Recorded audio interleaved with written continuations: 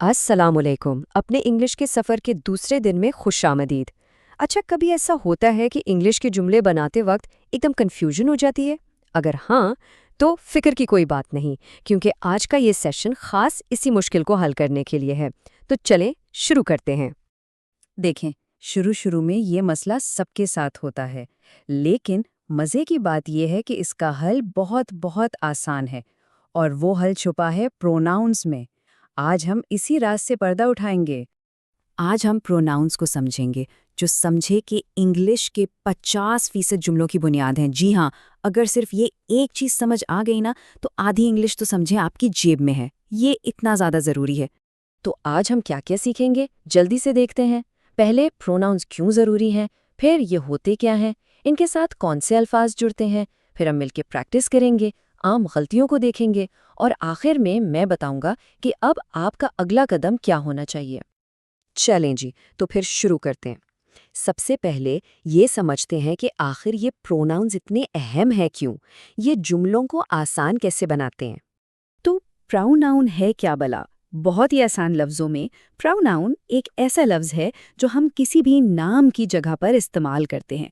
क्यों करते हैं? ताकि हमें बार बार एक ही नाम ना दोहराना पड़े। बस इतनी सी बात है। अब ज़रा इस मिसाल को देखें। प्रोनाउन के बगैर जुमला कैसा लगता है? अली मेरा दोस्त है। अली बहुत मेहरबान है।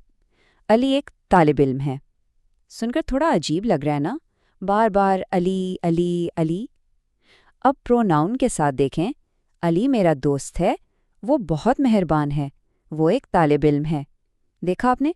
वो यानी ही लगाने से बात कितनी साफ और नेचुरल हो गई। चलें दो और मिसालें देखते हैं।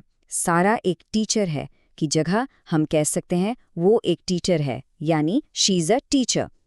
इसी तरह कुत्ता भौंक रहा है की जगह ये भौंक रहा है, यानी इट इज़ बार्किंग।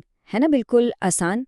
ठीक है, तो अब इन खास अल्फाज को देखते हैं जिन्हें जानना बेहद ज़रूरी है। ये वो बुनियादी प्रोनाउंस हैं जिन पर आज हम पूरी तवज्जो देंगे। ये हैं वो 7 हीरोज़। पहले वो जो एक शख्स के लिए इस्तेमाल होते हैं, आई यानी मैं, ही लड़के के लिए, शी लड़की के लिए और इट किसी बेजान चीज़ या जानवर के लिए। फिर आते हैं एक से ज़्यादा लोगों के लिए, वी यानी हम और दे यानी वो लोग। और हाँ, एक ख़ास प्रोनाउन है यू यानी तुम या आप, जो एक शख्स के लिए भी इस्तेमाल होता है और ज़्यादा के लिए भी। अच्छा जी, अब आ गए हैं हम आज के सबक के सबसे सबसे अहम असूल की तरफ। ये वो जगह है जहां अक्सर लोग गलती करते हैं, यानी किस प्रोनाउन के साथ कौन सा लफ्ज़ लगाना है, उसको बहुत ध्यान से समझना है। ये बहुत ही आसान है, बस ये 3 जोड़ियां याद कर लें। मेरे साथ दोहराएं। आई के साथ हमेशा एम लगेगा, ही, शी और इट के साथ हमेशा इज़ लगेगा और आखिर में यू, वी और दे के साथ हमेशा आर लगेगा। बस यही वो जादुई असूल है। अब इन जोड़ियों को जुमलों में इस्तेमाल करके देखते हैं। I am happy, you are my friend, he is a doctor, she is beautiful, it is a cat, we are students, they are playing. मेरी एक सलाह है, यहाँ पर रुकें और हर जुमले को ऊंची आवाज में 2-3 बार बोलें। इससे ये जुबान पर चढ़ जाएगा। जबरदस्त। तो अब जब हमने उसूल सीख लिए हैं, अब वक्त है कि हम देखें कि रोजमर्रा की जिंदगी में इनको कैसे इस्तेमाल किया जाता है। चलें प्रैक्टिस करते हैं। देखें, जब आप अपना तारुफ करवाते हैं तो आप कहते हैं I M Ali, I am from Pakistan. दोस्त के बारे में बताना हो तो ही इज़ माई फ्रेंड।